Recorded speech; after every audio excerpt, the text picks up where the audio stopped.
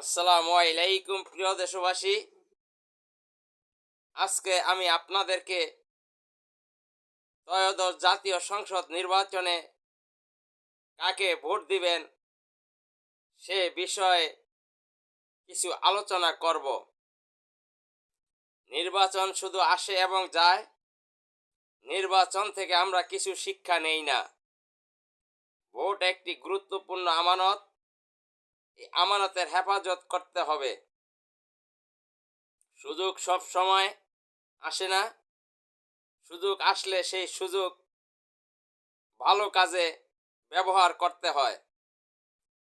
1971 সালের মহান মুক্তিযুদ্ধের পর থেকে এখন 2026 সাল পর্যন্ত আমরা দেখেছি এ দেশে যতগুলো সরকার ছিল তারা এদেশে ইসলামের কোনো উপকার করতে পারে নাই। তারা সব সময় চেয়েছে ইসলামকে দাবিয়ে রাখতে, ইসলাম সামনের দিকে অগ্রসর হোক, এটা তারা চায় না। আমাদের প্রিয় নবী হযরত মুহাম্মদ সাল্লাল্লাহু আলাইহি ওয়াসাল্লাম তিনি 27টা যুদ্ধের সেনাপতি ছিলেন, তিনি রাষ্ট্রনায়ক ছিলেন, তিনি রাষ্ট্র পরিচালনা করেছেন। আমাদের 4জন সাহাবী হযরত ওমর ফারুক রাদিয়াল্লাহু তাআলা আনহু, হযরত ওসমান রাদিয়াল্লাহু তাআলা আনহু, হযরত আলী রাদিয়াল্লাহু তাআলা আনহু, হযরত ওসমান গনি রাদিয়াল্লাহু তাআলা আনহু, তারাও কিন্তু রাষ্ট্র পরিচালনা করেছেন। তারাও রাষ্ট্রপ্রধান ছিলেন এবং এই তামাম দুনিয়া দুইজন লোক শাসন করেছিলেন, তাদের ভিতরে একজন মুসলমান ছিলেন। এই অর্ধ দুনিয়া মুসলমানরা শাসন করেছিল। আজ কেন মুসলমানরা শাসন করতে পারতেছে না? এর কারণ হচ্ছে মুসলমানদের ইমানি দুর্বলতার কারণ।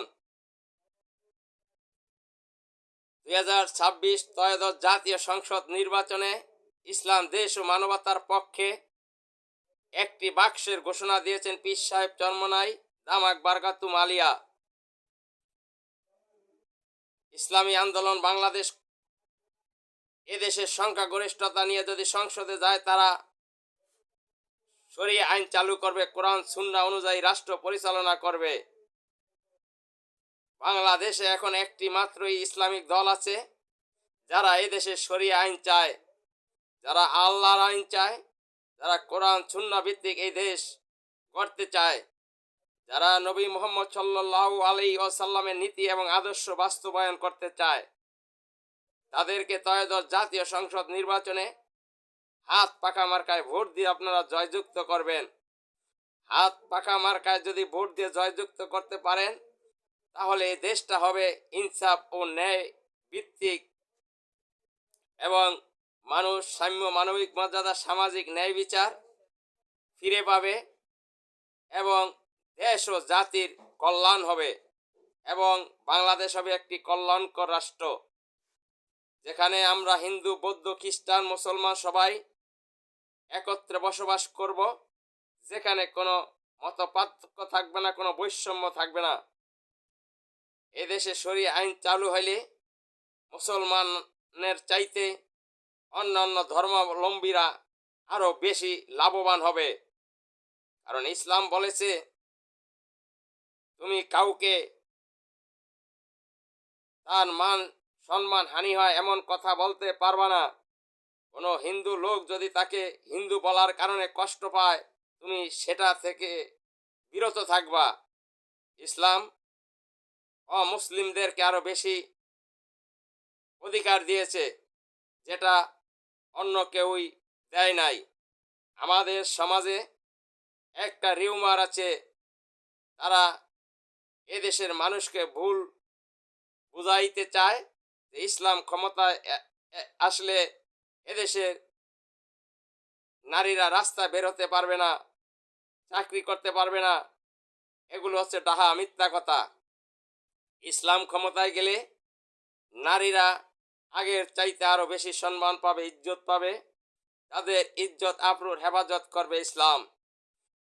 নারীরা তখন স্বাধীনভাবে চলাফেরা করবে, তারা চাকরি করবে, ব্যবসা করবে, রাজনীতি করবে, তারা পড়াশোনা করবে, তারা বিমান চালাবে, তারা সব কিছুই করতে পারবে, কিন্তু পর্দা মেনটেন করে। কিন্তু আমাদের দেশের নাস্তিক মোরতাদ ইসলাম বিদ্বেষীরা মানুষের নিকট ভুল প্রচার করে। শরিয়া আইন দেশে চালু হলে এ দেশ হবে সোনার বাংলাদেশ। দেশে দুর্নীতি থাকবে না, দুঃশাসন থাকবে না, কোনো চুরি ডাকাতি থাকবে না, রাহাজানি থাকবে না, অপসংস্কৃতি থাকবে না, ব্যয়পনা থাকবে না, এবং এ দেশে মানবাধিকার লঙ্ঘিত হবে না। সবাই তখন ন্যায্য হিস্সা পাবে এবং সুষম বন্টন হবে। ইসলামে আছে স্বভাবের চোরের হাত কাটা নয়।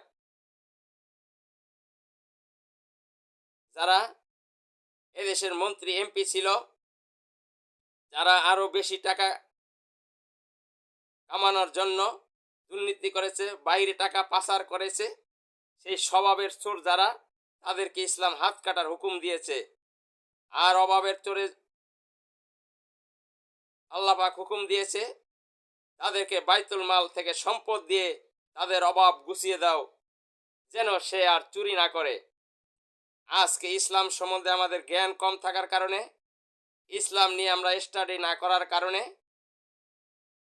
এ দেশের মানুষ ইসলাম সম্বন্ধে জানে না, মানুষ ভুল প্রচার করে। ইসলামকে যদি ক্ষমতায় নেওয়া যায়, তাহলে এদেশের মানুষের ভাগ্যের পরিবর্তন হবে, সমাজের পরিবর্তন হবে, গুণে দ্বারা এই রাষ্ট্রের পরিবর্তন হবে। ইসলাম ছাড়া কখনই দুনিয়ায় শান্তি, আখেরাতে মুক্তি এবং কল্যাণকর রাষ্ট্র করা সম্ভব নয়। ইসলামই দিতে পারে একমাত্র মানবতার মুক্তি।